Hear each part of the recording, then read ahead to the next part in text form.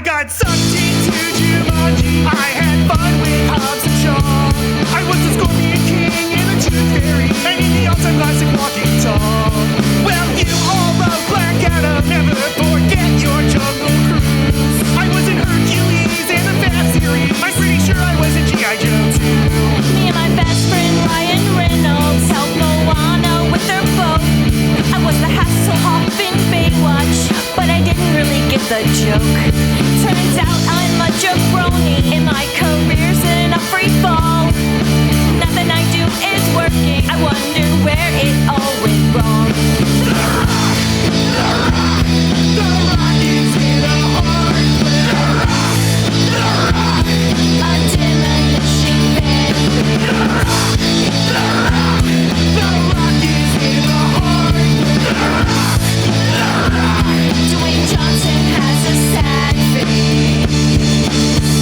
So we made this change your podcast. Talking Dwayne Johnson for the summer weeks. We're dropping the album. And raising the eyebrows. Temporary low-bearing babes. Oh my God. This is the Load Bearing Beams podcast, and we welcome you to the Summer of Rock. Welcome. Ahoy. Glad to have you. Okay. Happy to be here with Laci Roth, my wife. Oh, That's her, and I'm Matt Stokes. I am Laci Roth. I can Yep. confirm. Yep. This is normally a movie podcast, and it still is, but for the next 3 months, it's a podcast about Dwayne "The Rock" Johnson. How about that? I'm into it.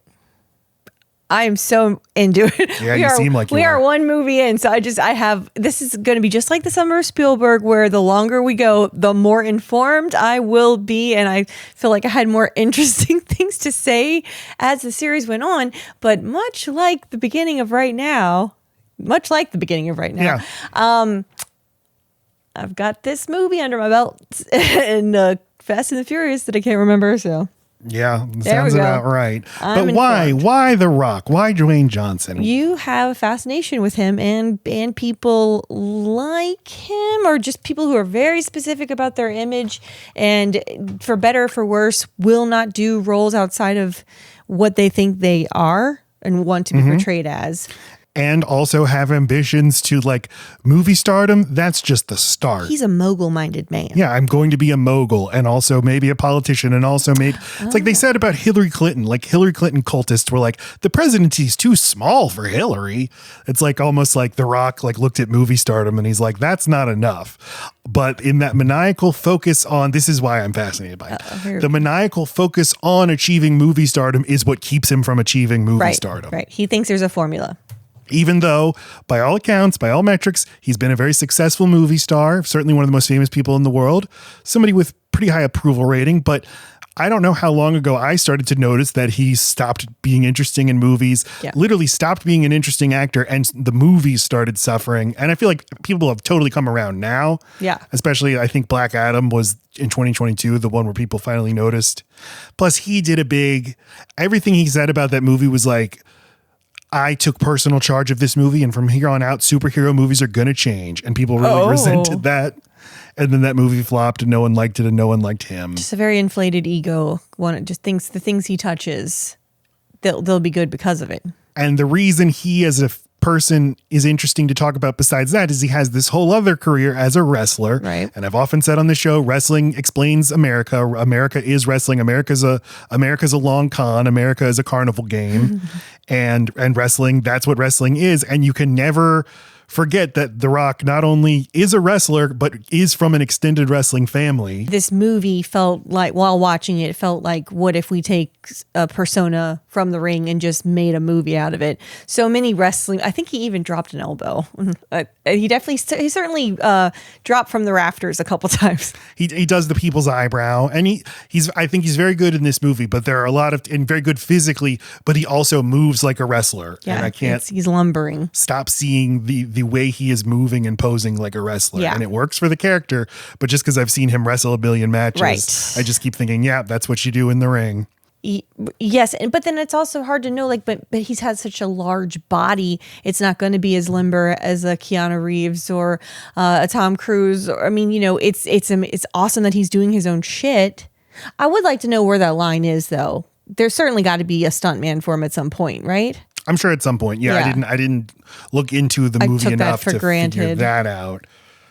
But you figure you get this guy because he's going to be doing a lot of his own fighting, and you can tell he's Sure. doing a lot of his own. Oh yes, but fighting. he when this movie relies so much on action and fight scenes, wrestling is different from fighting, and it's not apples to apples. I mean, he does some cool shit, but he to me just seems like he moves slow compared to what an action fighting stuntman type or might do in movies typically. To wrestling fans, I think the smart wrestling fan would say he's not a great wrestler. He's a good performer. And oh no. What? His gift in wrestling is his performance, and his gift in performing is his wrestling. So he goes to movies. And he's like, guys, no, I'm a performer. Don't worry. And it's like, oh, you're a good wrestler. Well, there's the tension in wrestling where it is both a live performance, and that's who Sure. you're performing for, but it's Yeah. also mostly consumed on television where things are going to look different. Right. He's all in. He loves a bit.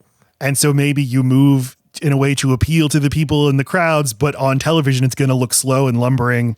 Because you got to vamp, right? You have to take up time. You need to have a slow turnaround to the audience. Give them enough time to cheer. Give them enough time to boo. And yeah. I'm not a sophisticated enough wrestling fan to be able to like diagnose what his qualities are or aren't. I know he is considered like he's not a great technical wrestler. He's not versatile, but he is theatrical. He is big. He has a bunch of tricks that work really well, and he has a preternatural understanding of how to play to the crowd. Lots of people can get muscles, but you have no control over where the muscles get distributed and what you look like after that. And he just has kind of the quintessential like big muscle man, it just works. He's huge and it looks really nice. He's very statuesque. So he's just kind of something to look at as well.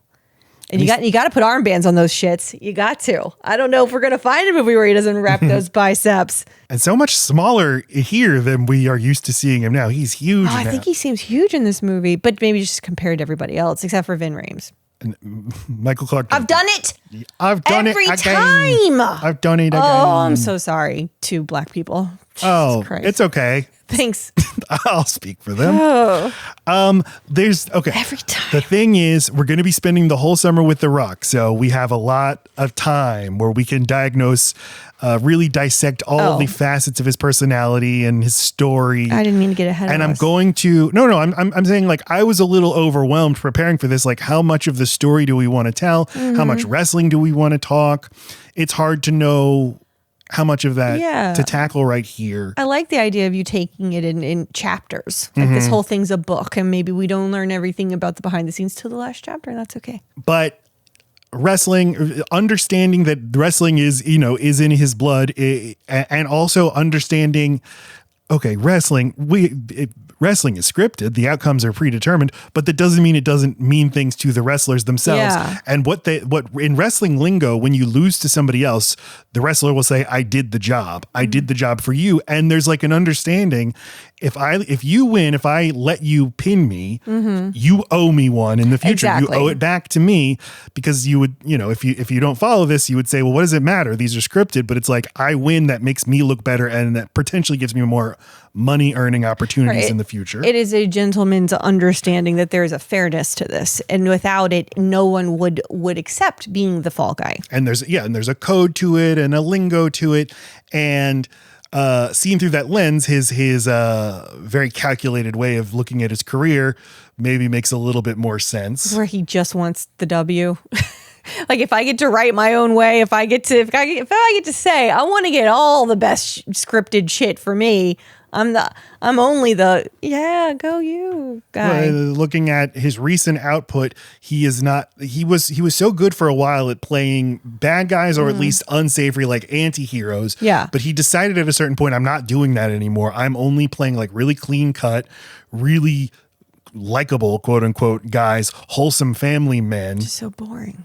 And it's funny because that's the exact inverse of how he became a star in wrestling, where he started as the clean cut hero. Nobody liked that. And the way he finally got popular was by turning heel and playing a bad guy. He just because of that, and maybe it wasn't even his idea to turn heel. I don't remember from the book I read, but he's just trying to prove to himself that he can make it as a good guy. He does it like in the freaking. Was it the bad guy support group in what is that movie? In Wreck-It Ralph? Yeah. Like, just because I'm a bad guy doesn't mean I'm a bad guy. Yeah. I mean, there is a thing in wrestling like the heels don't sell t-shirts. Oh. Really? So, Unless they're in a gang. Well, it's because like kids buy shirts, and kids, when Yeah. you're a kid, you're like, I root for the good guy. Yeah. The smart older fans love the bad guys, but But won't there be like a whole squad of people and there can be a bad boy in the squad? Or is there a squad of bads and a squad of goods?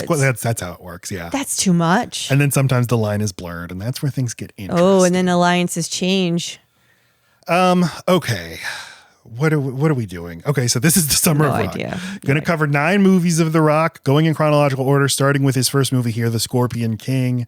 We'll get to our histories with this movie, but I just wanted to thank once again Wade Hemel and TJ Behrens for helping us make our new theme song. Thank you. Please check them out. Wade has music on Spotify, Apple Music, wherever you get your music. TJ, look him up on Instagram, follow his music and his work. And if you got some music you need to mix or something, get in touch with him. I don't know. Yeah, man, if mix you live it in up. Ponchatoula, Louisiana, That's perfect. and you need someone to teach you how to play the guitar, And he's just a really fun hang. there you go. That's it. He's a fun hang. Well, you made it sound like I didn't mean it. Just don't add your Matt to my stuff all the time. Okay, sorry. That's okay. I won't do that. Okay, history. Had you seen The Scorpion King before, I Lacey? had not. What year was this? 2002. So, the year of our Lord, when I would have, I'd been too. No, I wasn't young enough, and I wasn't. No, I didn't see this. Okay, but we do have an episode from 5 years ago on The Mummy Returns. Yes, also hadn't seen that. In which you have seen it because we did it on the podcast. I know. I said, but before you, I didn't have someone like you in my life, Matt, making me see things that aren't something I would go out of my way for. Gotcha. And The Mummy Returns counts. He is in the like prologue of that movie. Doesn't speak a line of English dialogue, but he's the star of the first 3 minutes of the movie. It's like, before the time of the pyramids, there was the Scorpion King. And this was an early instance of a studio. Well, not early. This is just Universal's like, this guy's got juice. We want to set this guy up for his own series of movies. So we're going to shoehorn him in. And I just rewatched The Mummy Returns, a movie I like and no one else likes. But he is uncomfortably grafted onto that movie. In a way that makes the movie way too bloated, but he's good in it in that 3-minute stretch, and then as a CGI monstrosity at the end of the movie. Oh, Because I watched The Mummy Returns so many times for some reason when I was like 13 and 14 years old, I just watched the VHS of it over and over again. Mm-hmm. And my understanding was the Scorpion King was a villain, and because I also was a big wrestling fan and loved The Rock, I assumed the Scorpion King would be a certain thing, and when it wasn't, I was just left feeling bereft and confused. so they set him up as a enemy in The Mummy, or just someone protecting something? So I tried to make sense of it watching it this time. At the beginning of The Mummy Returns, he's like a king, or he's like leading an army, but he loses, and so he makes a deal with the god Anubis. Give me the power to conquer, and I'll give you my soul. And Rameneknon. I feel like there's a woman called that. Rameneknon. Is that her? Oh, well, there's a Noxuna Moon, of course. That's it. Rameneknon. And he is given that power, and then when he finishes up his mission on Earth, I guess, then he becomes like a hell monster. My understanding was he was a bad guy, and so in this movie, when he doesn't turn into a bad guy, I was confused. I think I didn't realize, they're planning like 19 Scorpion King movies. This is just chapter 1. Maybe this is like Walter White. He's going to break bad at a certain point. Yeah. There's only peace for a time in a kingdom, is what we learn in The Scorpion King. And I think I wouldn't have understood at the time, like this movie's not like The Mummy. Like The Mummy is a little more. Except for after you're finished with this one on Prime, it says up next, Well, sure. Mummy. Yeah, I mean, it's in the Mummy franchise, but the Mummy feels more modern. Duh. And the Mummy I love those movies, but they do have the modern like irony and self-awareness that I think is ruining blockbusters at this point, but at the time had not taken over. Well, because it felt reminiscent of like the way that Indiana Jones had self-awareness, because Brendan Fraser could pull it off. Those are evoking Indiana Jones, which was itself a modernization of a classic like adventure pictures. And the Scorpion King is like, no, we're going back way further than Indiana Jones. We're literally going back to the 30s and 40s. And that now is what I appreciate so much about it, and why I really find this movie kind of delightful, is there's not an ounce of irony in this movie. Everything is totally sincere and goofy. And everybody just like, I'm a good guy who's going to do good things. Yes, I am. There's no so that happened bullshit. Right. And there's a thing I realized that shook me to my core that I will have to get into it when we talk about the movie proper, but it involves the annoying sidekick character. I realized something about annoying sidekicks. Yeah, liked this movie a lot now watching it, and I think he's great in it. And this movie, it's like the world didn't have space for more movies like this, so he couldn't be this kind of movie star. Yeah, he couldn't just keep making movies like this. That wouldn't make sense. Right, but there was a time where he probably could have, or at least could have. I mean, he's Arnold. He's trying to follow the Arnold Schwarzenegger mold, but the Arnold Schwarzenegger movies don't get made anymore, so he has to go find other things to do. Yeah, but Schwarzenegger always he got into the rom-com. Like he started to get sexy. He'd get the ladies and have some action. My top three of him are him more grown up than this. I mean, I know The Rock sleeps with someone in this one and falls in love or whatever, but I don't associate The Rock with like romance. Am I wrong? Well, that is a thing we really have to pay attention to, is The Rock in a Tom Cruise way. Well, Tom Cruise is much better at having romantic chemistry with women. The Rock does not have romantic chemistry with any woman ever. And you're right. Okay, I thought I was remembering that. I just don't think of him in a sexual way. Yeah, where most male actors, of course, that's a part of it. Arnold Schwarzenegger oozes sex, and The Rock is the opposite. He's so asexual. Yes, right. And my three favorite Schwarzeneggers, he's totally, especially Kindergarten Cop. I'm like, yes. So Kindergarten Cop, Twins, and help me. Jingle All the Way. No, fuck my life. It's definitely not Junior. Give me something. I can't. The Terminator? No, there's three romantic. Oh, True Lies. Oh, True Lies. Jesus Christ. I thought I was broken there. I'm not. I am whole. Movies. True Lies was a huge hit in 1996. In 2006, not so much. I like what's Die Hard just suck out. It's like Die Hard, Lethal Weapon, the Eddie Murphy movies. Like there's just so many action franchises. It's just like what fell out of. It's like, okay, we've done that. Oh, there's lots of reasons. I mean, things are cyclical, and trends have their own natural ebbs and flows, but a huge thing is the global box office opening up, and a certain kind of movie. The studios realize this translates better. Big spectacle is the thing that really sells, especially in China, that's now opening up their billion middle-class moviegoers to us. This sells more, so we're going to now only make this kind of movie. And for whatever reason, the classic action movie doesn't sell as well as... You don't find those as spectacle? Car chases and... They are. I'm saying for whatever reason... Well, what spectacle do you speak of then? Superheroes. Sci-fi and superheroes. Okay. That sells worldwide in a way that for some reason... the classic action movies of the 70s, 80s, and 90s don't. Yeah, I mean, there's probably something just a bit too American about the heroes. They read hero to us where maybe in a different language they just seem like assholes. Where or pussies. I don't know. Depends on the culture. I don't know. Yes, I guess those things are so cultural specific that the selling point has to be the spectacle. And so the action movies that sell internationally are Fast and the Furious, where you have to go so huge. Well, in things like honor and like what makes somebody masculine, those things are so cultural. So I could see how someone being too arrogant or being a little bit of a trickster would not play some places and then having a sweet side and trying to protect their child or wife. Maybe that doesn't read as manly. Anyway, that's an interesting thing to think about that I will stop talking about now. No, but it's an excellent point. It's like, that's why comedies have never of course, translated, because that makes perfect sense to me. Yeah. But you would think why wouldn't a movie star translate? And it's because it's so context dependent in a way that you want to see your yourself superheroes are not. Right. Mm-hmm. You watched the movie now. What do you think of it? I sure did watch it. I got through it. it didn't dazzle me or anything. It didn't bother me. I didn't laugh any. Oh, it's not fair, but like it's a pet peeve of mine that when there's no one dirty in movies where they're in the sand and dirt all the time, it fucking bothers me. Like specifically the women. The men are allowed to get dirty. The women are always impeccable. And I find it so fucking distracting. Plus the makeup. How the fuck did that bitch wake up with makeup? She was kidnapped in a desert and she woke up with eyeliner. Didn't have any when she went to sleep.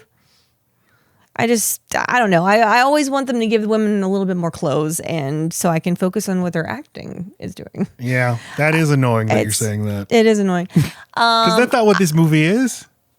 It can be more than one thing, Matt. It could be good for everyone that's watching it.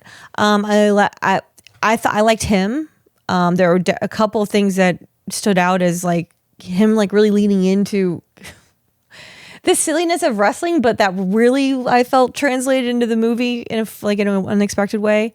He's taking it very he doesn't wink at you at all. He doesn't have any like Matt. One line. Yeah. You're right. I liked the sidekick guy fine. I liked the woman fine. I didn't think they gave her enough to do. The bad guy was ridiculous. But don't you think they needed a more ridiculous bad guy? That's my biggest issue with this movie. He seems so mid to be this like this guy that's raining terror upon everything. I'm just like, this fucking guy? I agree. And that is where I thought in the wrestling machinations, like I was thinking this movie is desperate for an Alan Rickman from Robin Hood. Yes. You need someone that flamboyant. He needs to be the sorcerer, not have a sorcerer. Although in Robin Hood, he does have a sorceress. And that's his only thing. But like she's so smoking hot. I need her to be a little bit more like sinister, a little bit more like soothsayer, a little darker in her magic. For that to seem more evil. Or because he's evil. He's an insane murderer that's ruining the globe, it seems. So, and his trick is that he catches arrows. Yeah. And he does it twice. Well, there's times where, so Stephen Brand is as Memnon, the bad guy of the movie. And there are times where he's like hamming it up. And now watching it, I wondered, does Dwayne say like, chill out. He cannot, because Kevin Costner felt this way about Alan Rickman. He's upstaging me. He's stealing the movie from me. So how much worse is it going to be for a wrestler who's like, I am the star. I am the victorious one in this movie. He even has little bicep bands. I noticed the bad guy, but he's like half the size of The Rock. I just wasn't buying him. He would have needed to be far more skilled with things or his brain, craftier. You can't be that much smaller than The Rock and you're this huge menace. And your army isn't particularly scary either. There's just a lot of them, but they're so easy to fucking kill. Yeah, he needs to be so flamboyant or so evil, or Alan Rickman from Robin Hood, both. I'm going to cancel Christmas. Like that's what you need. But I could see it being like, no, we can't. This movie's about The Rock. He's an inexperienced actor, but it's like this movie is desperate for a huge villain. And just like the cast of this is fine. And I like Michael Clark Duncan, but like, I like when he's there. You need like some good character actors, like really. If you're going to give him an annoying sidekick, he needs to be actually funny, not just like chill. But okay, pin in that. I know you're so excited about this, and then they had a super cute kid in a couple of scenes, but like maybe I want him around longer. I don't know. Oh, okay. Because he was really cute and a stinker. He's going to be up to some hijinks. I think of him as the monkey to Aladdin, his little Abu. Of course, I'm distracted by how much they use this camel, and I'm worried about his knees. And, that's just because I'm going through a modern lens, and we just don't do that with animals anymore. But the camel was a funny choice. I do wonder why The Rock didn't want to be on a horse. Do you think he was scared of horses? Oh, it was good. It never occurred to me. Is that a Rock decision? Yeah, because the camel is a very sturdy and slow animal. I mean, it can be a little fast, but you can't get flung from a camel, really. You're protected by two humps. I guess it made him a little unconventional. I don't know what the fucking choice is a camel safer than a horse? Yeah. So in a movie where we cannot have The Rock get hurt, also Right. it'll ruin the World Wrestling Federation. And you can't spook a camel. Or if you do, they don't go back on their hind legs. Their bodies don't tilt that way. If you spook a camel, it probably just like kneels down. So there's so much action. There's so much going on. It's easy to make a horse go. Because he's only taking 3 months off from WWF and then he has to go right back and he's their biggest star right now. Like, no, get him off that horse. Get him on a fucking camel. And the safest camel in the world. And can he make any noises with his mouth? Oh, he can do a whistle? Okay, that'll be their thing. It'll be a whistle camel. But I don't know. I find this movie kind of irresistible. It's not a great movie. It's a Disney ride. We watched it separately and I said, I don't know what you're going to think, but I guessed you would not like it because I don't not like it. it's aiming for the pleasure centers of my brain. Yes. And I like the swashbuckling I like Errol Flynn movies from the 40s. And I think it's just good as an antidote to the modern irony poison blockbuster. Like it's playing a lot into what a little boy would like to look at, or a little gay girl, or whoever. But All kinds. All kinds. And I don't mind the women who are dressed like freaking, like Xena warrior princess who can fight their asses off. That's always going to be fine by me because at least they're giving them something to do. But then this woman who's got very kind of muddled sorcery stuff, like either she can just see it or she touches something and she sees it, or she lays stones down and touches them, or she's, like fucking licks her fingers by a snake. I don't know. She's just a lot, or she puts her mouth on top of something and sucks it out. Like, there's two. I don't understand how her powers work. I don't think she does. I don't think she uses them enough and somehow too much. So then at the end, she can fight. Kind of. I'm not buying any of this. I would say Just let her fight more. The one woman character in the movie whose name is Sorceress. Yes. Doesn't have the credits say Cassandra. Yeah, they say it a couple times. They do? They do. I was listening for it. Is her name just Sorceress? The Agamemnon or whatever the bad guy says it a couple times. But and also, like, if you want me to take her seriously, I shouldn't be able to see the entire flanks of her body the entire fucking time. Even when she's dressed in her gold bikinis that she has 3 of for some reason, I can see all of both sides. She's gorgeous. I could look at that all day. But if you're trying not to get stabbed, maybe cover these things. It just doesn't take it. She's all sex object. I'm sorry. That's never going to be interesting to me. If you're trying to sell her as something else, it's not working. When you're making an old fashioned picture, you're like, no, throw out the gender politics of the day. She's something for dad to look at. That's fine, but there were lots of things for dad to look at in this movie who could fight and who could show how good they were at fighting. Yeah. Either she's a great sorceress who can do things to protect herself in battle, that's cool, then be delicate and do those things. But now you're also a fighter? I'm a fighting witch. And she's got no way of protecting herself. In fact, if anyone pushed on her gold chest plate, I'll bet it would fold in and rip her nipple off. Look like a goddamn colander. I don't remember 1 second of her fighting. So she fights a good bit at the end. I remember her swiping at The Rock and him going, ow. Yeah, that was funny. That's all I remember. Can I tell you my favorite part of this movie? Yes. It's when he kills a fire ant with his chin twice. Yeah, that was great. And when he bites the other one. I was like, yes. What else would you do? This is great. He is a wrestler with every inch of his body.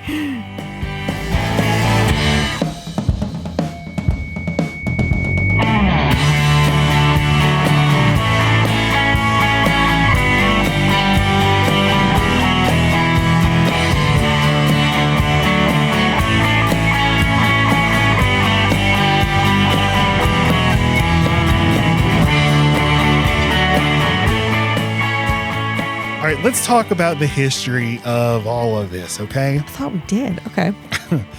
All right. So I have been reading this book called The Last Action Heroes by Nick Semlian. Sorry, Semlyen. It's a very good book. It is about Schwarzenegger, Stallone, the generation of action heroes, Bruce Willis, Claude Van Damme, both to prepare for this Rock miniseries, and also we're doing a Patreon episode on Total Recall. Some shade to Steven Seagal. Steven Seagal's also included. Okay. And the comparisons between The Rock and Arnold Schwarzenegger, Rock will even directly comment on it in his next movie, The Rundown, where Arnold Schwarzenegger makes a cameo and basically hands off his role of action hero to The Rock, like, have fun, I'm going to be governor. And that's the point. But there's just this quote where he was filming Terminator in 1984, and he just told a journalist, I am ambitious, maybe the most ambitious person I know, but I am also careful, very careful. And it's becoming even more obvious to me now. Schwarzenegger comes from the bodybuilding world, becomes like the biggest star, a crossover star in that world. Rock becomes the biggest wrestling star, becomes such a big wrestling star in the height of wrestling's sort of mainstream acceptance, the Attitude Era, that he gets to host SNL. Like this guy from the world of carnies gets to host SNL. What? He's well spoken. He can deliver a line, baby. Well, they all can do that. I would disagree. A lot of them are good at yelling and at like hijinks and stuff, but I mean, like, I don't know. There's just something about him that's so. You want to watch him talk. Where some wrestlers, I'm like, oh, is it over? They look like they're out of breath. Okay, but the stars, to be a star, you have to both be the in-ring performer and do the promos. Because most of the work is done talking into a microphone. Okay, but there are certain wrestlers who their whole thing is yelling. Even Hulk Hogan was constantly barking to the point that like you're kind of out of breath after watching. You know, Randy Macho Man Savage or whatever. But then you've got people like John Cena and then Austin Powers, Sean Austin, Stone Cold Steve Austin, who like can talk, and those are your SNL people. Yeah, I don't know that Stone Cold ever got to do SNL, but. No, he did not. No, he's an interesting comparison. We'll get to the wrestling in a second. Okay. So if The Rock is trying to follow Arnold Schwarzenegger's career, where again, I go back to the Hillary Clinton line, the presidency's too small for Hillary Clinton. She's such a titanic figure that Arnold Schwarzenegger and The Rock view like, I'm going to be the biggest star in the world and movie stardom will help me get there, but that's almost too small a world for me to conquer. And Arnold Schwarzenegger certainly felt that way about himself, and as you know, a consequence is like, I'm going to be so successful in business, and he just quietly made all these investments and stuff and became super rich beyond doing movies, and then became governor. And this is a thing that you can never always remember. You can never always remember. As my mama said. I just think it's important to remember. If we didn't have our stupid fucking constitution, Arnold Schwarzenegger would have been a 2-term president of the United States, and we might have never had Donald Trump. Wait, is this because he's you have to be born in America to be president? A really dumb rule. That is very dumb. He's an American citizen. He was governor of California. Yeah. And like in our celebrity obsessed culture, he would absolutely have become president. I would have been a sight. And so, but because he couldn't, he hit the heights of what he was trying to achieve. He became 2-term governor of the most important state. And he's like, back to Austria. I'll be the king of that. Yeah, now he's the king of Austria. I knew it. Of the House of Habsburg. So Down under. I'm kidding. I know that's Australia. So The Rock. Okay. The Scorpion King is Conan the Barbarian, of course. Sure. Schwarzenegger's it wasn't his first role. He had some fits and starts, but it was his first like hit as a leading man. And so The Rock's like, I'll just do a Conan the Barbarian. I'll do a sword and sandals epic. Oh my God. I can't believe I'm 37 years old and I just realized that. Dwayne Douglas Johnson was born May 2nd, 1972 in Hayward, California. His father, Rocky Johnson, star of National Wrestling Alliance and later the World Wrestling Federation in the 70s and 80s. Is that him as a little kid here with this picture of this man in the blue jeans? That's right. His father, Rocky, won the WWF Tag Team Championship in 1983 with his partner, Tony Atlas. They are the first black tag team champions in the history of that organization. So his father's a very important wrestler. At a time when wrestling, you did not make money wrestling unless you were one of the huge stars. You had to do it for the love. And it's a life of precarity, of always being on the road, of, you know, drugs and all kinds of, and danger. And was he born into it as well? God damn it. Rocky's father. I don't. Yeah, that's right. I just madded the fuck out of you. Oh, you know that? Oh, let me ask you something you don't know. His mother. No. Was We're not talking about her. There, go on. Dwayne's mother, Atta Maivia, adopted daughter of High Chief Peter Maivia, Samoan American wrestler, part of the extended Anoa'i She family. also Samoan? Yes, of Samoan wrestlers that currently includes Dwayne's superstar cousin, Roman Reigns, the current biggest star in WWE. That like family line, that extended family line has played a huge role in both like WWE in the real world and in the storyline. And The Rock is constantly coming back to WWE to be involved with his cousin. I'm weirdly not mad at nepotism in this industry and maybe like stuntmen stuff, like just certain things that seem hard to break into. Like it just seems like people who know they want to do this know how to get in and go do it. But like, I couldn't even imagine where to start. Like, how do you audition for this? How do you train for this? It seems like it seems like such a club that you have to know the guy at the door to get in. Mm-hmm. Otherwise, like you're going to destroy your body for absolutely a minuscule chance of actually getting any money out of it or any respect. And then you're just a destroyed body that no one knows. I think it's a huge risk to do this without nepotism is my point. You're certainly not wrong. Nepotism increases your chances. It is a very nepotistic world and still is. I guess I'm just saying there's a lot of places and industries or all things where nepotism happens, but it's not a risk to try it on your own. So those people should get a shot just as much as anyone else. But I'm here specifically like, look, I threw myself on the ground 25 times. Can I come in now? And they're like, nope, never heard of you. Okay. So it's the one industry where you don't resent it. In fact, you resent the non-Nepo babies. I don't understand. No, because they have the most heart. What I'm saying is I understand it here. And it makes sense here to me. So, okay. Because of his father's wrestling career on the road, he was not tied down to one particular place. He spent a lot of time in North Carolina, Tennessee, Connecticut, Pennsylvania, Hawaii. There's this GQ cover story from last year that I will now be reading from. Quote, I spent a lot of my childhood in the backseat of a car, just driving from town to town as my dad would wrestle. It was tough love with him, Johnson says of his dad. Very little patience with shit, and he came up in an era where he had to fight for everything.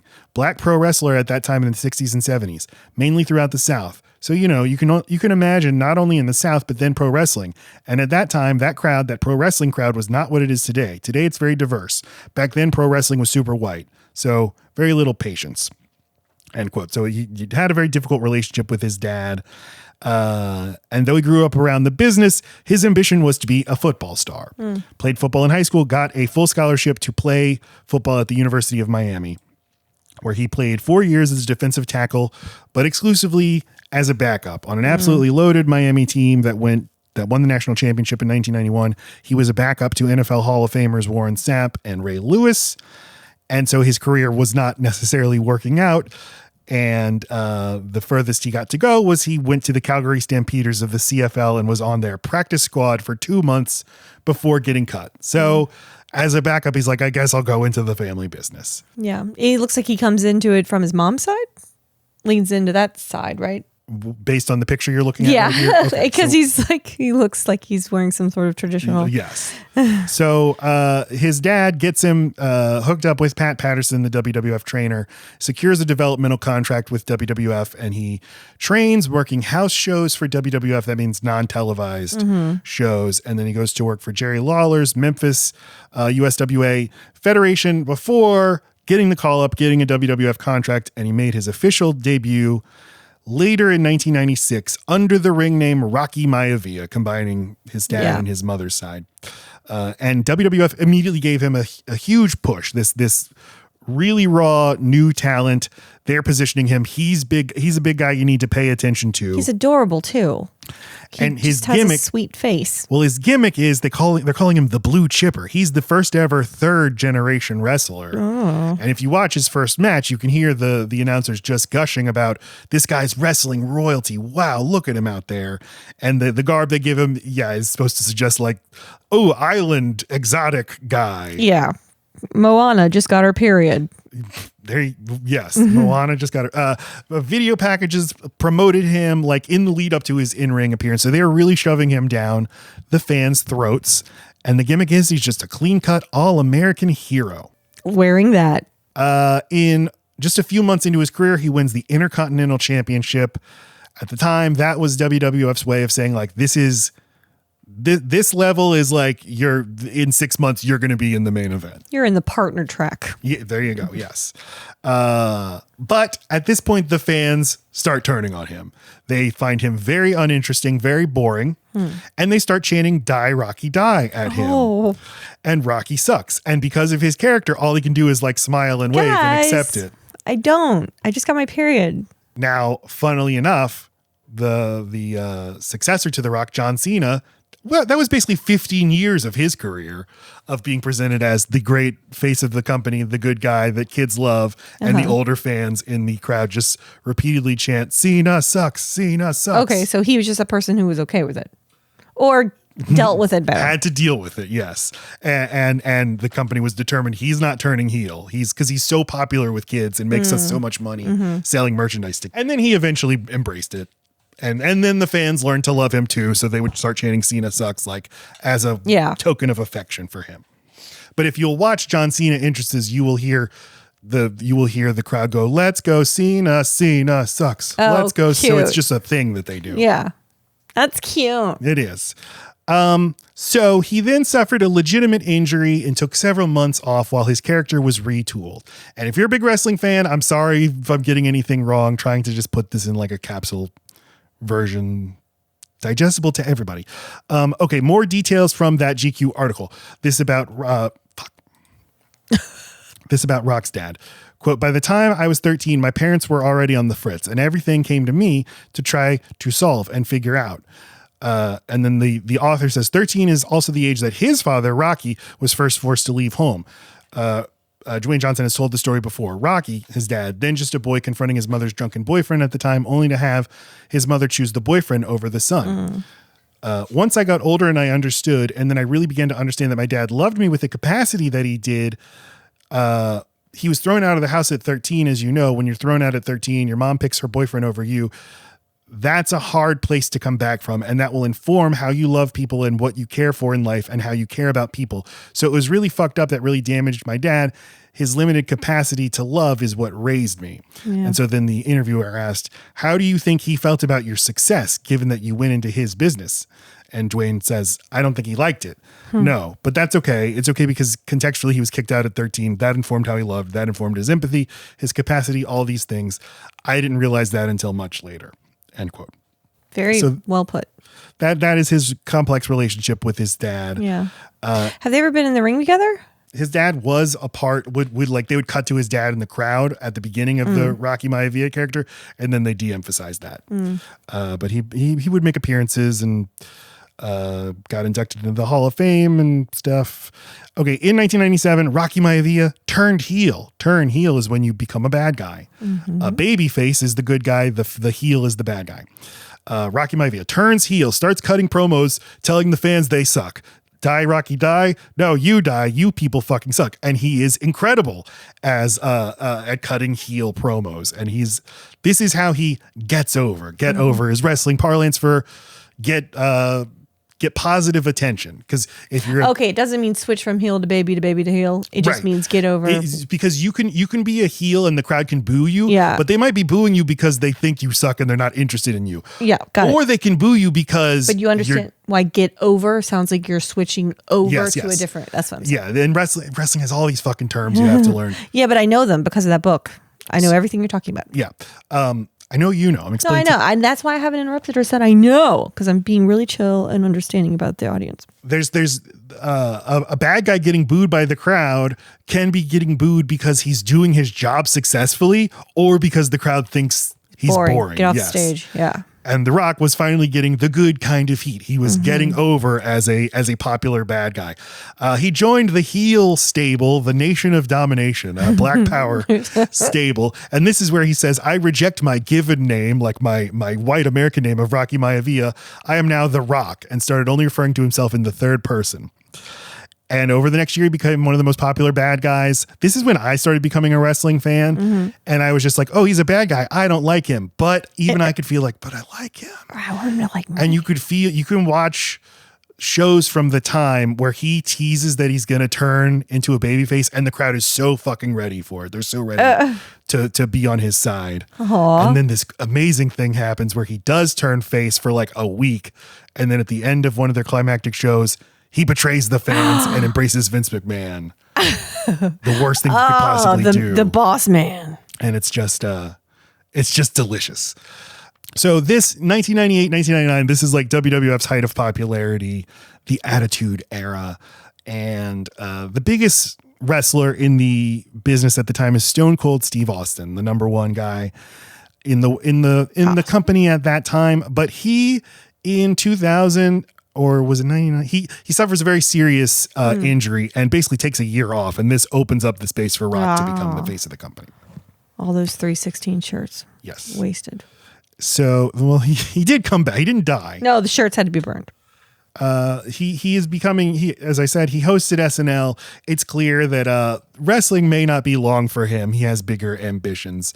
But he sticks around in WWF and changes his name to WWE till 2004. But starting in... I feel like you never really leave it. 2000, he films The Mummy Returns. 2001, he does a... Oh, look at him in his fucking outfit on SNL. Stop working out your neck, my man. Ew. 2001, he suffers a storyline injury so that he can go take 3 months off to film The Scorpion King. And add fucking rebarb into his neck. We're looking at the picture of him hosting Right. SNL. He looks... It is a wide neck. Oh. That is very... Because we are also looking at him as a wrestler from the same time, and his neck is not that wide. He looks like a sandworm in a suit. So, suffers the injury to take time off to film The Scorpion King. Does he still do like promos and stuff from afar? Like to make sure he's like checking in? You can do that, I'm resting up. I got my foot up here in this sling, but I'm coming for you, fucking turds. Sometimes you do that, sometimes you don't. Oh, okay. I have no answer for you. What is this fucking image? I'm glad I don't remember it. The Rock's Why does it CGI look like monstrosity from the end the worst stop on fucking the North Pole train? What is that movie called? The Polar Express? Yes, that's what he looks like. Yeah, very bad CGI. Yeah. So The Rock, the studio was very excited about him starting his own franchise of movies as a spinoff of The Mummy Returns.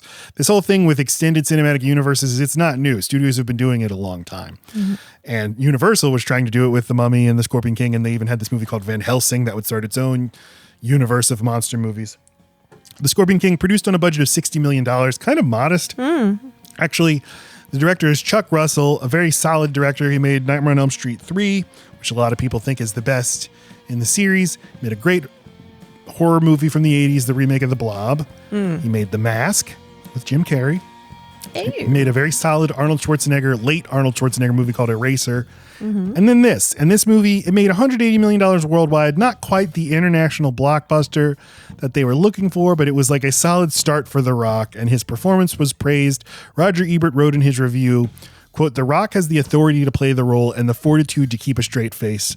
I expect him to become a durable action star." Oh, high praise from Daddy. He is, credited as The Rock. It will be for a few years before he'll go by Dwayne The Rock Johnson, and then eventually just Dwayne Johnson. But that's where we are right now with The Scorpion King.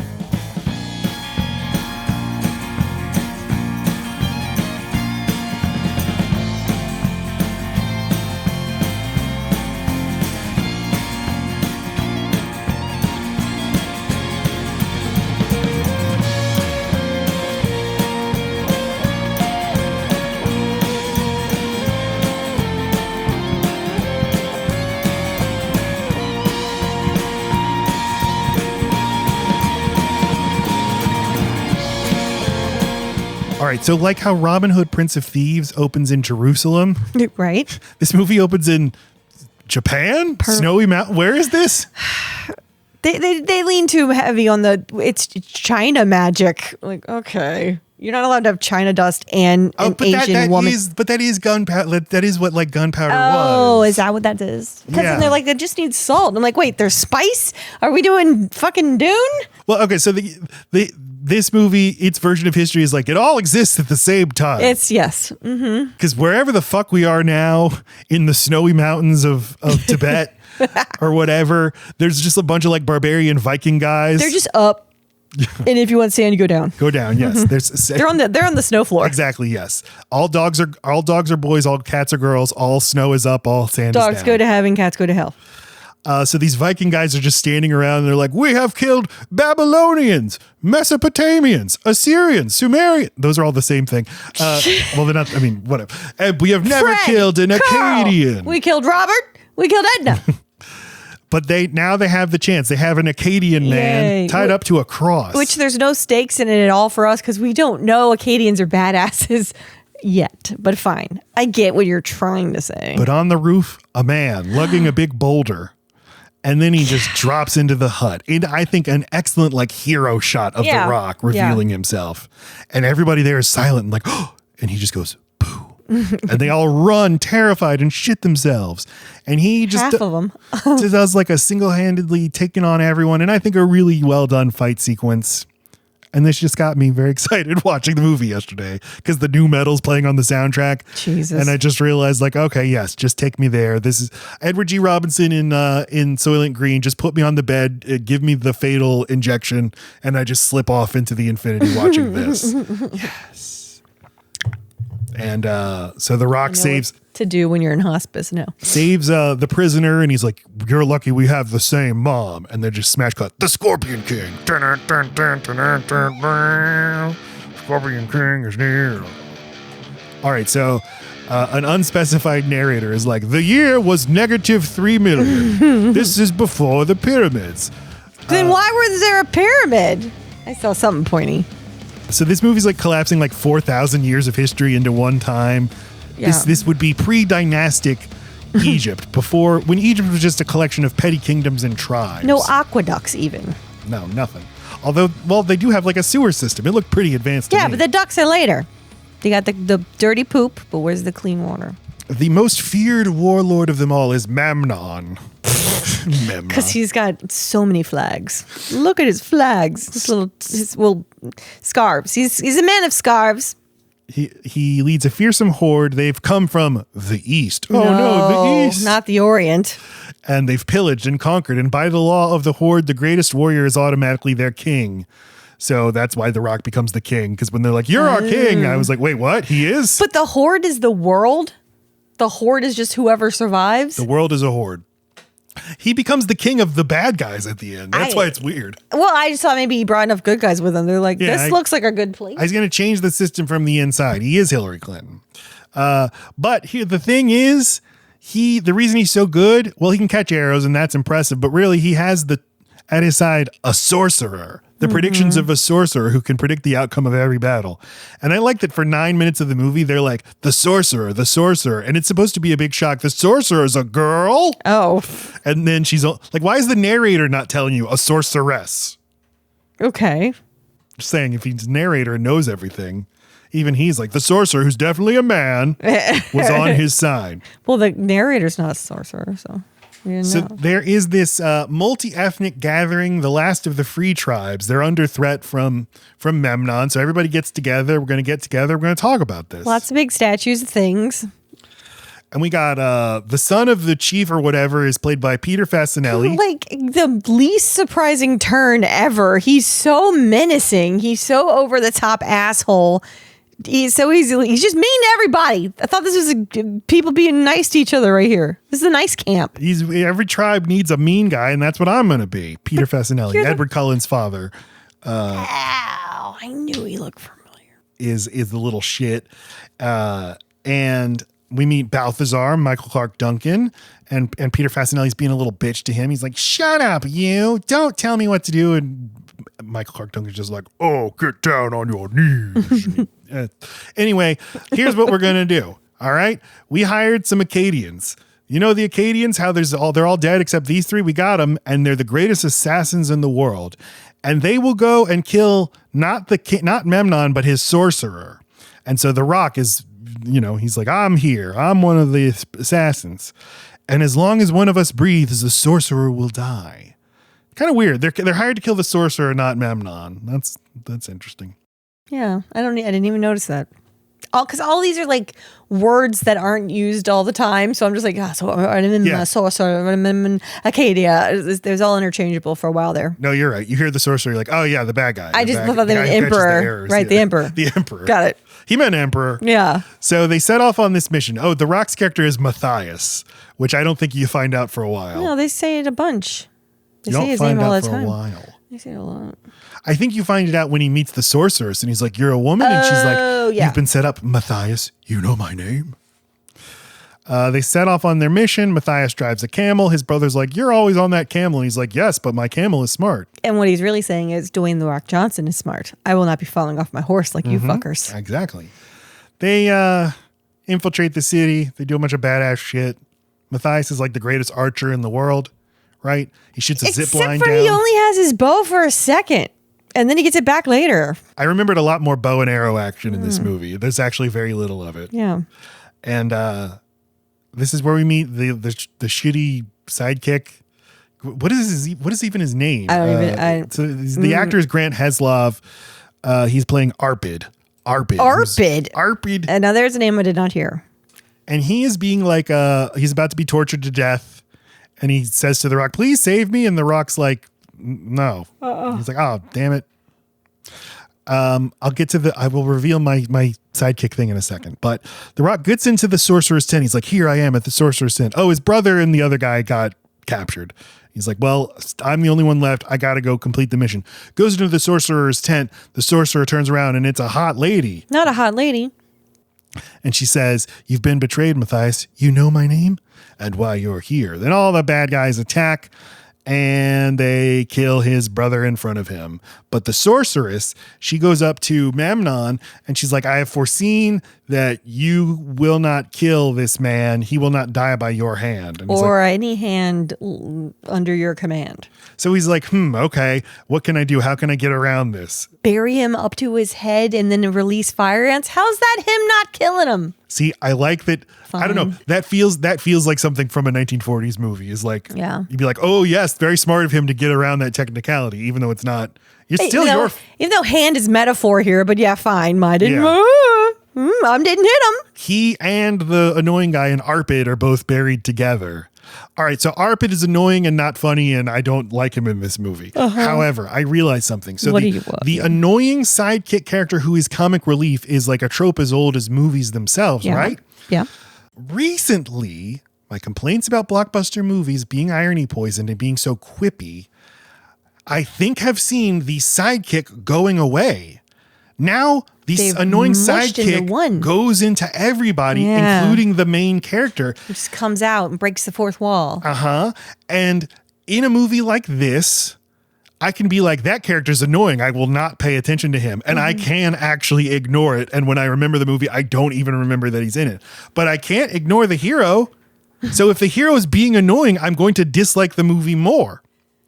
This is why I realized the utility of the annoying sidekick, and it even made me realize Jar Jar Binks in Star Wars Episode 1, The Phantom Menace, the cinema's greatest sin of annoying sidekick comic relief character. He's the scapegoat. You need the scapegoat. He is. He's the sin eater for the movie. Yeah. You concentrate all your firepower on him. Right. And he frees up Liam Neeson and Ewan McGregor to not have to make any annoying quips. Okay, but they do. But then you've got someone like Donkey, who is like my favorite part of Shrek. Or what else? Or Sid, who is the funniest, also one of the funniest parts of Toy Story? No, of Broken Ice. Ice Age? Ice Age. That's his name, right? Sid. Yeah. Sid. The sloth. The sloth. I mean, because you give it to real comedians, Eddie Murphy, fucking John Leguizamo. Leguizamo, yeah. No, so this is, you either get... I was on a roll! But okay, so the sidekick, the comic relief sidekick, if it works, great. Yeah. Oh, you got a great beloved character. If it doesn't work, that's okay. They're the sin eater for the movie. Yeah. And I'm with you. When I think of Liam Neeson and Ewan McGregor in Episode 1, Star Wars Episode 1, I think, yeah, they're pretty good in that movie. If they were forced to have to make shitty George Lucas jokes, I would think way more poorly of them. But instead, all my ire can be directed at Jar Jar Binks this was the great revelation I had. It is good. But is it not just like also poor writing that they feel these jokes need to be there to begin with? Oh, absolutely. Okay. Yes. It's a lack of confidence more than anything Right. else. Because find humor in what is happening, not in, I don't know, like make it feel real. There's plenty of things to laugh at that fit in the moment. Right. And Arpit is not doing like the irony kind of humor. He's not undermining He's just anything. annoying. He's just being annoying, and that's supposed to be He funny. talks too much. Yeah. It doesn't go far enough to be, I don't know. Yeah, it's just annoying. So the fire ants. These they're pretty bad CGI. They still work for me because I'm so fucking creeped out by ants. Yes. And Arpit is like, hey, I can get out of here. He does. And I'll help you, but you got to promise to take me with you on your adventures and give me all the spoils of your journey. And he's like, okay, please take me out of these ants. And he's like, okay, I will in a second. But still some get very close to the rock's face and he has to fight them off with his chin and biting one. And it's great. It's great. It's That was one of the two moments where I'm like, you're the right man for this. Memnon goes into the sorceress and he's like, time for our 5 o'clock meeting where you tell me things. And she's like, well, here I have. What's today going to be like? She's like, I have a vision. He's like, oh, okay. Vision. Tell me more. Okay. So the vision is that your armies will conquer the East. He's like, oh, great. That sounds great. I'll get my like armies that. ready right now. Didn't they just come from the East? Yeah. We already did. Cassandra, you're telling me yesterday's vision. Or maybe conquer the West. I'm not sure. Yeah. You do some conquering. He's like, I like to hear that. They will heed to you. But then he looks at her and he's like, you think I'm cruel, heartless. And he throws like a mutton chop to his pet tigers. And she's like, it's no good. You can't, the world isn't good if you conquer it with bloodshed. And he's like, no, but then you will have order and obedience. I am a bad man. And then we'll have sex. Yeah, because there's this thing of like, we will have order and obedience, and I will become the king of legend. And then you will take your place beside me on my throne. Right. Once and I've in my killed bed. everyone, then there'll be no one else to kill except for all their descendants. But I'll be fine then. Then we get to bone. And she says, but in your bed, I would lose my gift of sight, and you would Right. lose your advantage in battle. Which I thought was a very fucking red-pilled alpha male thing to say. Well, you know, high-value woman loses value as soon as she fucks. Of course, that's... I mean, then she turns it around and it's something she made up, which is actually very smart and safe, and makes her safe. So once I know it's her fucking idea and it's not actually true, then I'm into it. But I gotta be honest, I didn't realize she made it up until just now when I read the thing that she said. yeah. Because like, yeah, of course, it's a great thing to tell him. Oh, no, sorry, can't. Yeah, because that's how I have my, yeah. Well, and men are, you don't have to tell them much for them to believe something like that of like, oh, a woman loses value after they give up the one thing I want from them. That makes sense. They arrive in the city of Gomorrah, and the sidekick says the one funny thing he says in the movie. Or Saddam. Is that the name? Yeah, Saddam. We're in the village of Saddam. No more fun city than Gomorrah. Maybe Sodom. Saddam, that's it. Ask President Bush, what do you call Mr. Hussein? Saddam. Saddam. All right, he wants to go into the city, does the sidekick, but he's like, but they have a price on my head. So the Rock is like, well, I have faith in you, my friend. You will get us through those gates. And then he punches his face for the first of many times and knocks him out. That's the second time he knocked him out. The first time was when he was hanging upside down. Oh, you're right. Yeah, so they got a lot of this going on. So this man can't help be annoying. He has traumatic brain injury. Right, but he carries him into the city. Like they're like, hey, you can't come into the city. He's like, oh yeah, what about this? And they're like, oh, they're right this way. So. How about that people are always doing wrong things in here, so you're always putting bounties on them? Do you remember this face? Yeah, he's one of 100. Sure, bring him in. He revives him and just drops him off at a bar. And this city's a lot of fun. It's good fun. Just an old fashioned production design, a soundstage, a bazaar. It is funny that like. What are the old pictures like that they used to make? If there's ever like in a TV show like The Twilight Zone, which I'm doing a podcast about, or a movie like Sunset Boulevard, where they're like, it's a movie about film production. The movies that they're always making is like a movie about Cleopatra. Or a movie about right. Like Egypt. if you need to signal movie set that you're walking through, yes, that exactly. we need. Yes. So there's just something fun about that, just in and of itself. But he, That's why he feels like Disney ride yeah, or Universal. yeah, Either one. either or, really good. Both excellent Universal parks. is more known for making pitches. Disney, more synonymous with the theme park. I'm right. I feel like we need to. Okay. Put a pin in that. I won't. He passes by a brothel and a bunch of hot babes are like, "Hey, sexy, want to fuck all of I'm us just at once?" waiting for Will Smith from fucking Wild Wild West. I don't. And then our dude does a harem thing to Trojan horse Clark himself Duncan in, does, and I'm yeah. like, yes, Because that was the height of comedy at one point. A man in women's clothes, not just any women's clothes, but he's like a part of a harem. What? he's gonna fuck. This annoying little kid runs up to him and he's like, "Hey, I'm annoying. Can I annoy you, sir?" He's not annoying. He's not. You like him? I like him because he's principled enough. You know, he's a street kid who's just starving to death, and this man's got as soon as this king or Matthew, whatever the Matthias, fucking tied his satchel of blood rubies, a giant. They look expensive. He just ties them to his waist with a little leather. Like, what are you doing? There's got to be a more secure place. Like maybe your ass crack, sir. What are you doing? So when those kids are like, shoot, got your little satchel, like right away, like, yeah. Well, there's put that away. Like a little kid gang of thieves. Yeah. And they steal his, you should have It's not for secured fun. it It's better. for food.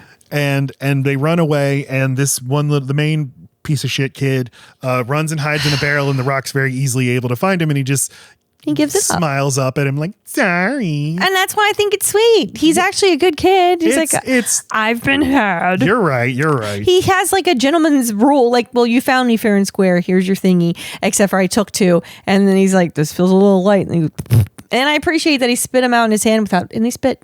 That would have grossed me out. No, he's a professional. But the Rock's like, okay, maybe this kid has some use. How would you like to earn one of these for real? Work for a living, son.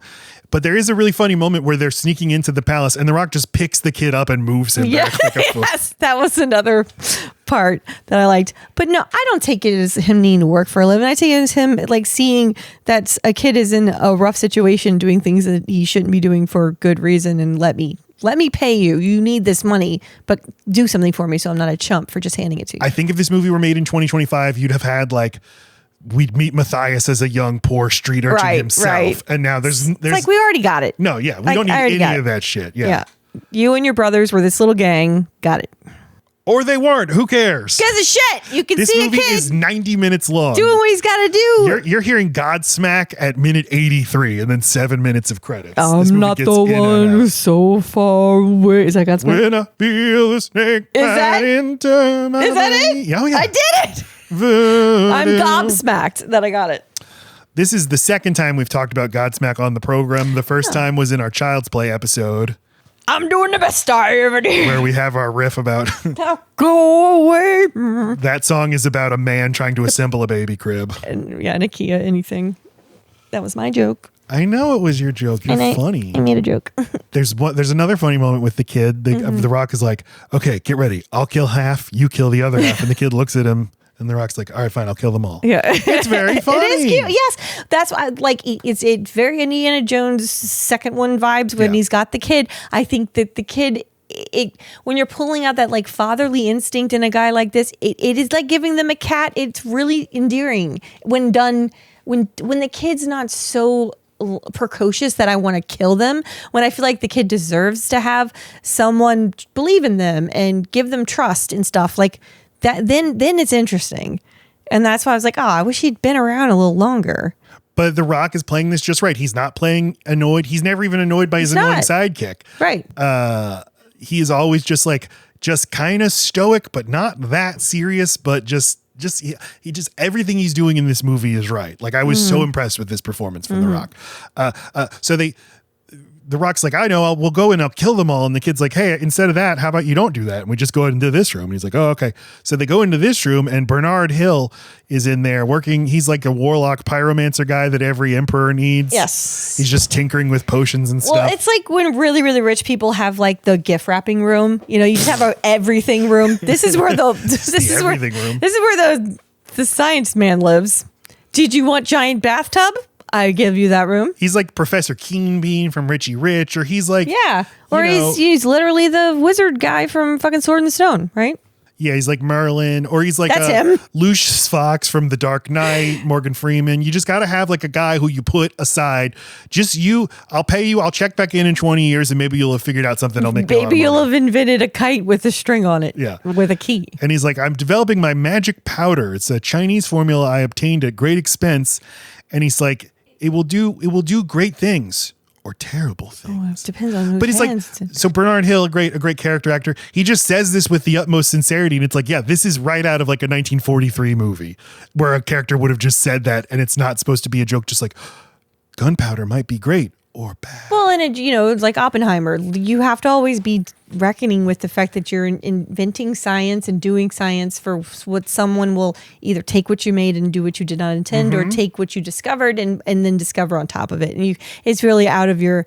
You've always contributed to it. Is it the measles vaccine or is it plutonium? I don't know. So Bernard Hill as the warlock, whose name I didn't write down, he's like, Warlock, though, but he's just an inventor. He's not a fucking witch. oh, but isn't it interesting He's not a witch. how magic, How are they different? once you can prove it, it's no longer magic. So he's like, He's an anti-warlock. he's happy to help Matthias, because Matthias is like, I want to kill Memnon. He's like, well, I do too. So of course I'll help you. Memnon, he's in the training yard that way. Go over there. Memnon is in the training yard. He's catching arrows. He's doing bad guy stuff. His training is just like, I want to beat up 5 of you today. Yeah. Come here. And the Rock's about to shoot him dead. But then his little friend gets captured and Memnon's like, kill him. It's a little thief. Kill him. And so the Rock's like, No, he wasn't going to kill him. He was going to chop off his hand, which is Oh, even you're right. sadder somehow. That's why I told you he's like a boo. He is like a He's boo. to Aladdin. Abu. A boo. I don't see what's wrong with the way I'm saying it. The Rock's like, all right, well, I got to intervene. So he jumps back in, stops him from chopping off the kid's hand, and then gets chased around, ends up back in Bernard Hill's office. And he's like, where do I go now? And he's like, go that way. And he's like, well, I can't get that. How am I supposed to go that way? And he's like, here, try my new invention, the catapult. Gets into the catapult and gets catapulted into a room of sexy ladies. I just realized something. I'll bet if we were to go back and watch this whole movie, you would see that The Rock never acts in violence first to anyone. Even when that man was about to chop off that kid's hand, all he did was send an arrow to stop him from doing it. He didn't even hurt the man. He just blocked the weapon. And I remember that standing out because it happened one time before that too. In the like, we're all the good guys in this one place. What are we gonna do next scene? The same thing happens. Like he won't be an aggressor or hurt someone who wasn't intentionally acting to hurt him. I think that might be true. Okay, now he flies into a bathtub full of... No, not yet. No. First, flies into the harem room, and they're like, we're Memnon's harem, and we're horny. Can we practice our dick sucking on you? And he like raises the people's eyebrow, and he's like, sorry, ladies, I don't have time for it right now. Again, we're going to try to track The Rock's sexuality on screen as we go. By sexuality, I mean him acting as a sexual being. Right. Not diagnosing anything about him, the man. His ability to have romantic chemistry and not be weird about it. Like, I just watched the movie Skyscraper from 2018. Nev Campbell plays his wife. Nev Campbell's great. The way he meets Nev Campbell in that movie is he gets injured. He's a cop who gets injured on the job, and Nev Campbell plays a life-saving like surgeon who operates on it. So it's like he can't even meet a woman who's attractive. She has to be like an angel healer. Right. And then smash cut. It's 10 years later. Now they have 2 kids. So we won't see any like romance or attraction between them. It was just funny. That isn't, yeah. So, but as they're like telling him how horny they are, they're stealing his knives and stuff. And then they bang the gong to tell Memnon's troops, he's here. Come get him in here. And so The Rock has to escape.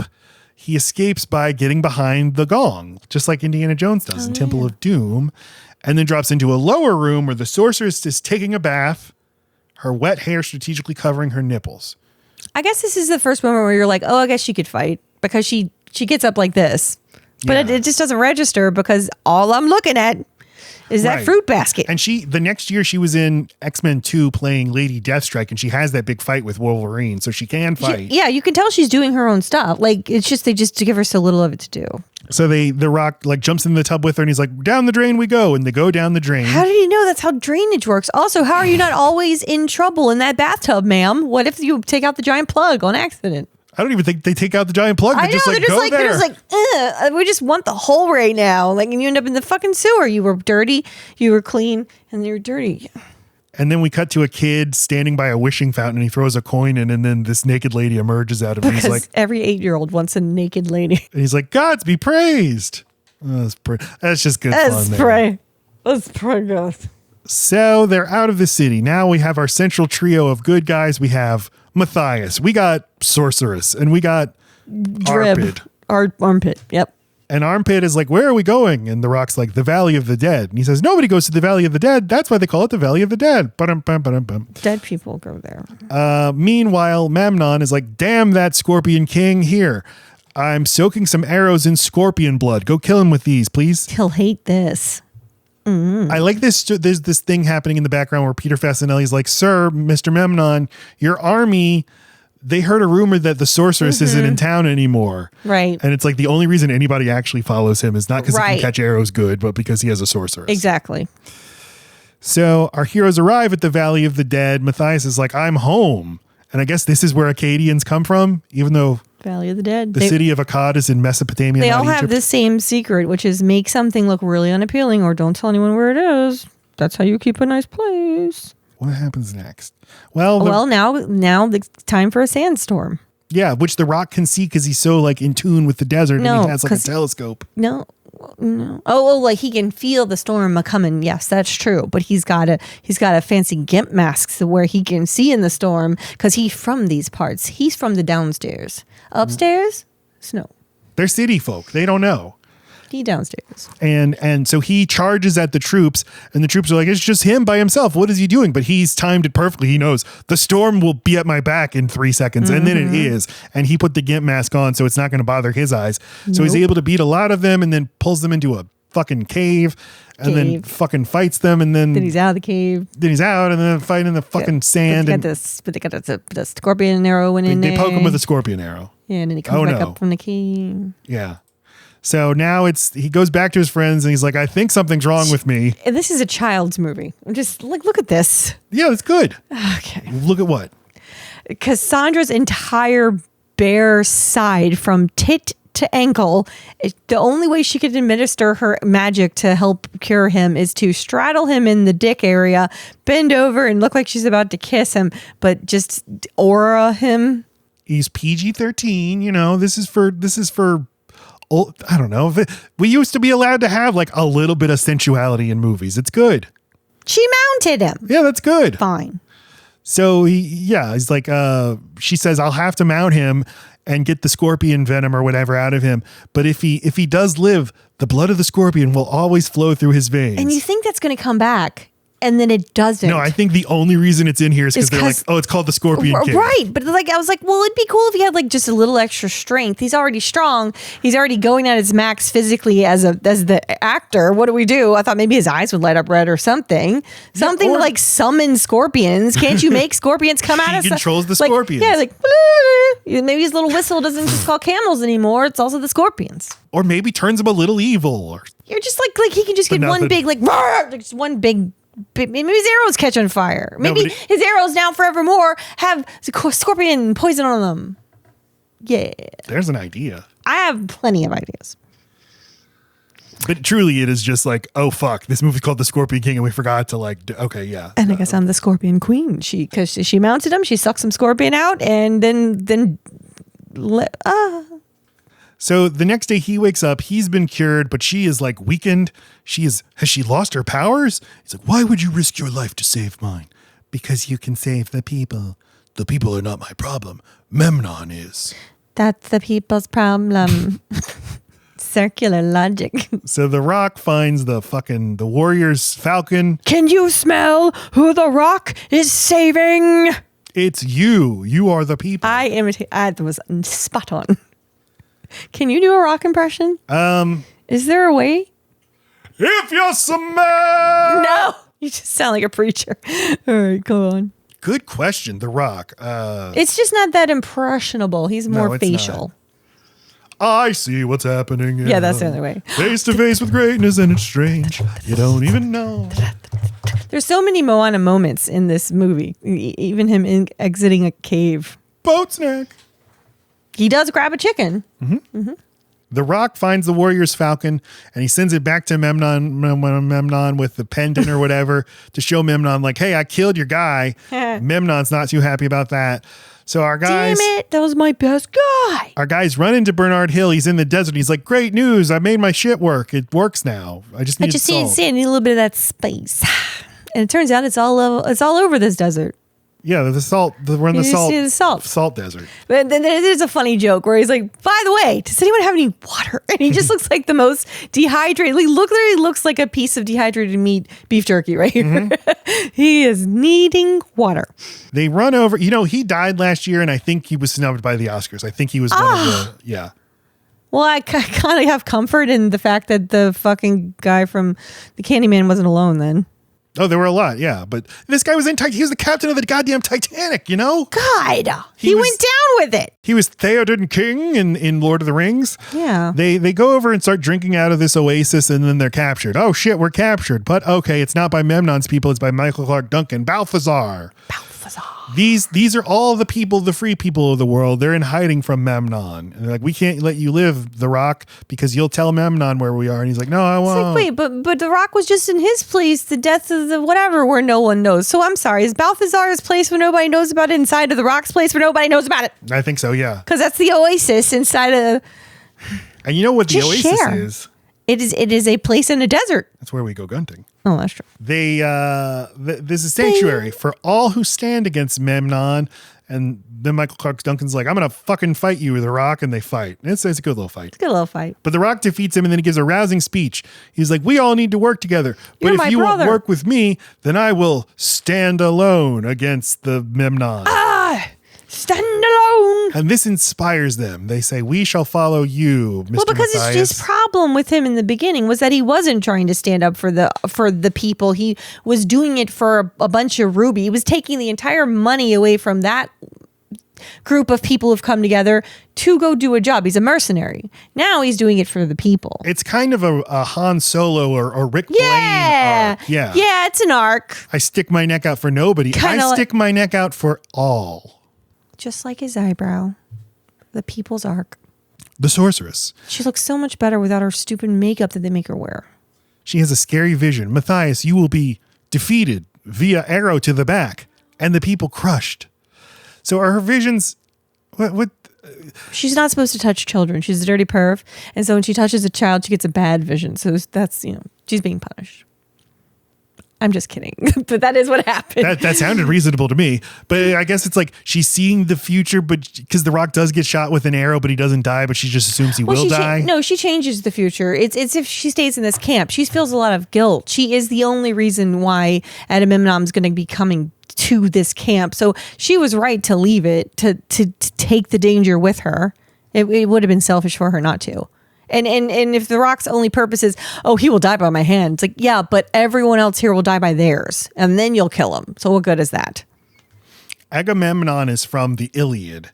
Here it's just Memnon. Memnon. What's up, dog? So there's like, hey, you may have that vision, but I say, nope, I make my own destiny. Did you see this dick in your visions?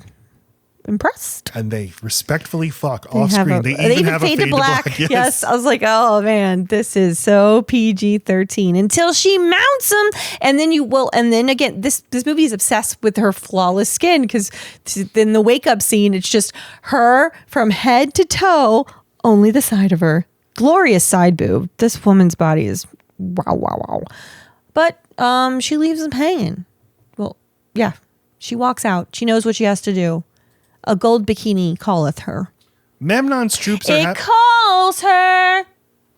Memnon's troops are having like a big, hey, it's the night before the war celebration. Right. Eat your fill and drink your the fill. kickoff gala. Eat so much that you're full and bloated, and then drink a whole lot and get hungover, and then let's wake up in the morning feeling great. Because this is absolutely a thing. I know. Wars. Time immemorial. Yeah, get drunk and fucking eat all you can. No wonder everyone shits themselves when they die on the battlefield. Like, yeah, I needed that. But that's the thing about war is like there's no skin. It's just bodies crashing into each other. Right. Just, oh, fuck. Oh, whoever. But It's that's a total why accident. it was fair. Then gunpowder gets invented and catapults. Gunpowder. Now it's about Makes me equipment. sick. Now it's about equipment. The head troop goes up to Memnon and he's like, "Hey, we love you, but our soldiers, they want to see the sorceress." Yeah. It's not because they love her more. And then the sorceress appears and she's like, "Oh, sorry, I've been sick, but now I'm better." Me? And Memnon kills that guy for being a negative Nancy. And he's like, "Sorceress, tell us all." I know something that helps morale. Stabby. What's going to be? Oh no, he takes her into the room. He's like, where the We fuck need to have you fucking been? talk, Cassandra. So what's in my future? And she's like, well, there will be a great victory. Your enemies will reveal themselves to you. And because she steps out on him, he think like this bitch got kidnapped because of you. But in your mind, she wanted it, and so she definitely like had all kinds of sex while she was gone. And he's like, you seem diminished. Fucking way to accuse the fucking victim. I do like the way he says it though. You seem Diminished. yeah, you seem diminished. If only I hadn't said it too. You didn't give the pause. The pause. Gotta let it breathe. Meanwhile, Balthazar and his allies are helping Matthias and his people sneak in. Memnon's like, I don't believe that you still have your witch powers. And she's like, I do. And he's like, no, well, let's see. Bring out the pot spinner. So they bring out the pot spinner. They bring out the snake people. They put snakes. You know they aren't snake people. They're just the guys in the kitchen that day. They were like, get 3 cobras. Fuck. And all the good pots. So we got these CGI snakes that look so bad. Like, They look what? crazy. Get real snakes. Is that so hard? Well, yeah, those are kitchen guys. They don't want to handle snakes. Okay, so that's true to life. The real snake guys, this is like an old white guy with a pot belly. He can't, I'm going to put on a pharaoh hat. So she has to like, he does like a 3-card snake monty, spins the things around. And he's like, reach into the one that doesn't have the poisonous snake. And she does, and it works. And then he's like, well, okay. And he knocks that one aside. He's like, do it again. Do it again, bitch. So she reaches into one that she knows has a snake and then just pulls it out. And she's like, haha, I'm a snake witch now. Oh, it's a snake. Now I got a snake She's gun. wielding it as a weapon. What magic is this? The snake. What magic is this? And Professor Snake. she says, my magic. Okay. Oh, magic that she uses for her own self. Not magic she's doing because she's the fucking slave of someone else. The snake is the symbol of the evil femininity, but now she's weaponizing it for her own. She's using a phallus against him. A phallus of a snake, yes. But yeah. It's both. Okay. This movie's got a lot of symbology. I think so. Yeah. A lot of hieroglyphics. It's a dense text. Let's see. How much of My it do you think magic. is borrowed from other sets? There's a whole lot of Indiana Jones things and Well, The Rock swoops in. He's like, I've come for the woman and your head. This line was in the trailer, I remember. This is like so much following the beats of Robin Hood, of the Errol Flynn Robin Hood, the Kevin Costner Robin Hood. He just swoops in, stops the bad guy from doing something to the woman. And he's like, oh, the Acadian. You and the woman are a thing. Well, I'll kill you both together. And they have a big fight. wait, he says the sweetest thing. He says, and I'll bury you together. And I'm like, that's really thoughtful. Yeah, thoughtful. That is thoughtful. Now we're following a bunch of action. Michael Clark Duncan's fighting a bunch of guys. Bernard Hill is setting up some gunpowder with the aid of the sidekicks. And now The Rock is fighting off some really bad looking CGI snakes. We have a whole tribe of women that you don't seem to want to talk about who are kicking the women. absolute fucking They are ass. kicking ass. This is don't even act like you care. And this is such a Disney movie, and the fact that no one died, not even one of the faceless women, no one dies. Oh, okay. No good guys die. Well, his brother in the beginning, but you know that's going to happen because he needs a new sidekick. He can't have 3 cool guys. You have one cool guy, an annoying guy, and then the babe. But Michael Clark Duncan kills Peter Fasinelli, and I like that the movie. He's like, he just pins him down. It's just like boop. No, but I appreciate that. I do he just too. says, for your father, and then I just love shoots it. him. There's no like, you're not worth it, or Yeah, no, just does it. there's no like, Bond speech where like he gives the guy another, because he's not the point. That guy's never been the point. No one cares about him. or I like love it. struggling. Do I really want to do this to this guy? No, he just does it. He just fucking Because kills this him. guy is an eye for an eye. He's fair. There's no lower person than this fucking guy that betrayed his own dad and brought the head. Kills him and says, that's for your father. Right. Your father. Wow. All right. Wow. So wow. Whoa. This is high drama. That man's a man of honor. The Rock Matthias and Memnon, they have a hand-to-hand fight with swords. Just a lot on of this. fire. Oh, Looks like The Rock is defeated by this much smaller man. wait, did you notice how like impressed The Rock was when that man took one sword and showed him that it's two? He's like, whoa, two? He's just holding it like this and he goes, chink. He would be really impressed with the got your nose. Right. Oh, My nose is but gone. I can still smell what So- I am cooking. Okay. Let's see. The Rock he's about to shoot the sorceress, and The Rock's like, no, and That's run. they save each other a bunch of times. Just, no, I want to save you. No, I want to save you. No, I want to save you. This time he saves her, catches the arrow in his back. Yeah. And then Memnon is like, seems the gods favor me tonight, Akkadian. And I wrote down video game villain. He's just like cycling through bad guy lines. Yeah. But in a way that I like. The Rock just like takes the arrow out of his back. Not a big deal. Got shot. It's okay. Puts it in his bow. It looks badass as fuck. And he just goes, dodge this. No, he says catch this. That's Catch his this. thing, Fuck. Yes. catching it. Dodge this is the Matrix. Catch this. And dodgeball, which you just watched. So I can see why you're confused. Yeah, they're all running together. Shoots Memnon. He's like, oh, fuck. And he flies off the back of the edge of the thing as the explosion Right. goes off. You can't just have an arrow. You can't just have a 40-foot fall. You also must get exploded. No, it rules. There's just good posing everywhere. Yeah. This with the So all the people are like, oh, you're our king now. And he's like, I am. I am? All right. oh. Yay. I will Yay. lead the evil horde. The next day, they're all like cleaning up. Like, all right, well, that was a good night. And Did you guys eat? Yeah, we did that before you got here. Okay. Did you drink your fill? We also did that. So yeah, war is canceled. So what else are we going to do? Okay. Michael Sleep Clark in. Duncan is like leading his own people out of the kingdom. And he goes over to The Rock and he's like, you're the king now. Make sure you're Dog. a good one.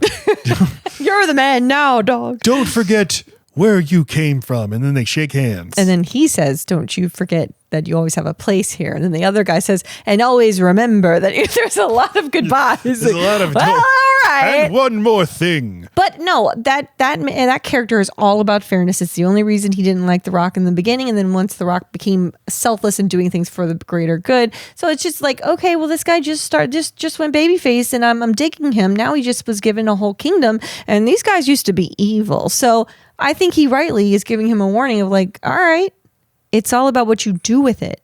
The gunpowder said, is yours. Nubian eyes will be watching you. Scorpion King. Scorpion King. That should be his thing. That's how he says bye. That should be his thing, yes. Everyone, I'm making the most adorable gesture. So The Rock turns to Kelly Hugh and he's like, "Hey, you got any Wanna like stay? visions? Or I can't keep track of this. Do you have witch powers or not?" And she's like, "It's unclear. I don't know.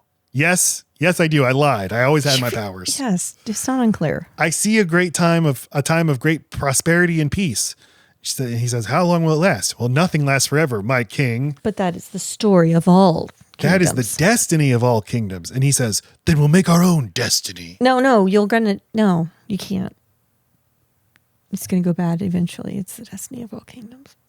Now let me lay one on you, very unconvincingly. Oh, and And so they walk back into their like castle, and then Godsmack starts playing. And like they don't know where anything is. Like, where's the kitchen? Where do I pee in here? This isn't my castle. How weird. They didn't even go to like a close of sale. They weren't like thinking about where the Christmas tree is gonna go. And all of a sudden it's like, well, I guess I'm sleeping in his sheets. You're never comfortable in his sheets. How long does it take before this feels like his home? I'm wondering. But he stands alone. Yeah. I stand alone. Yeah, that's the Scorpion King. There you go.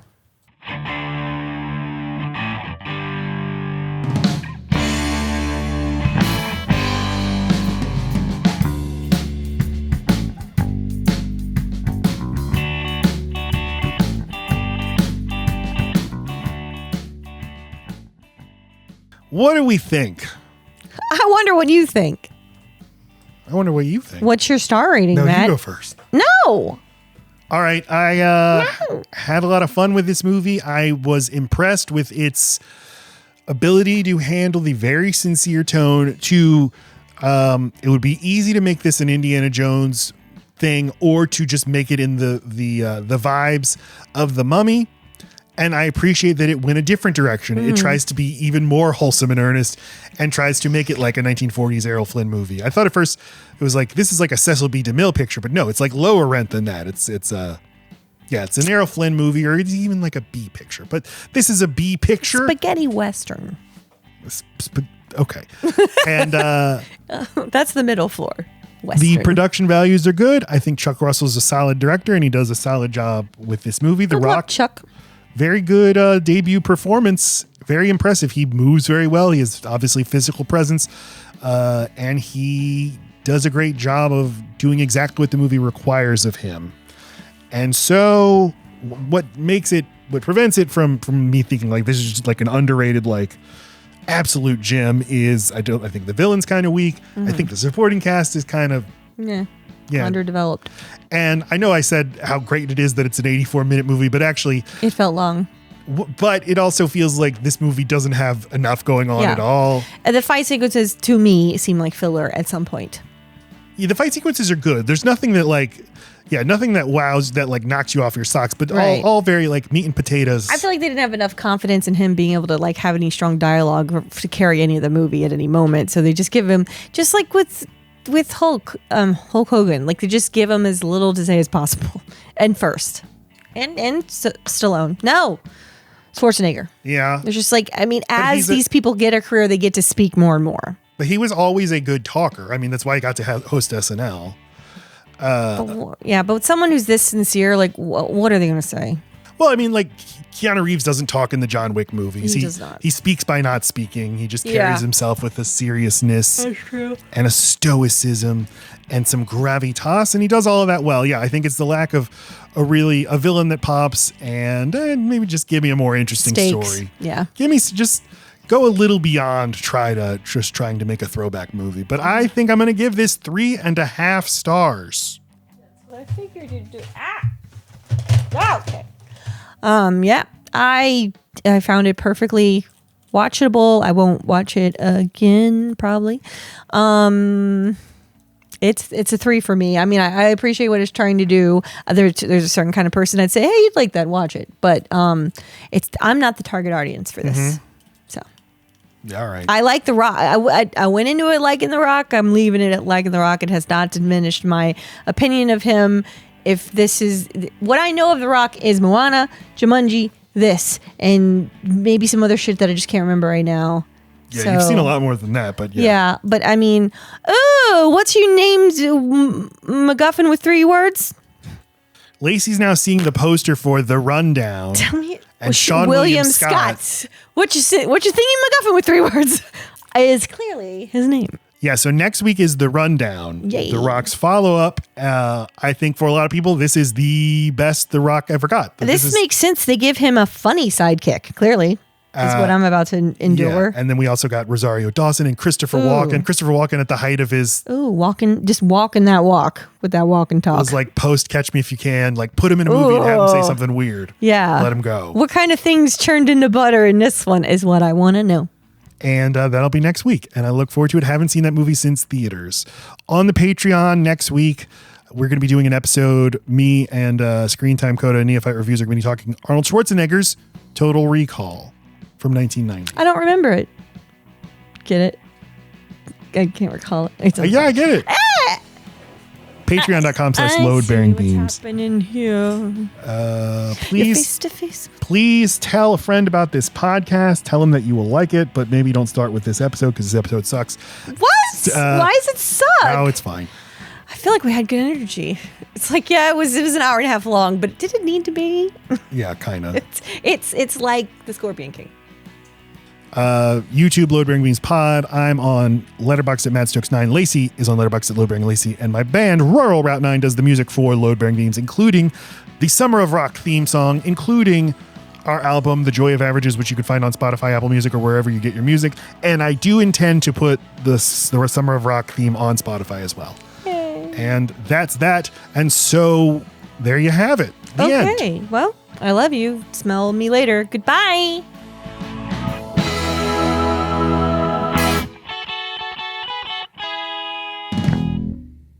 Three, four.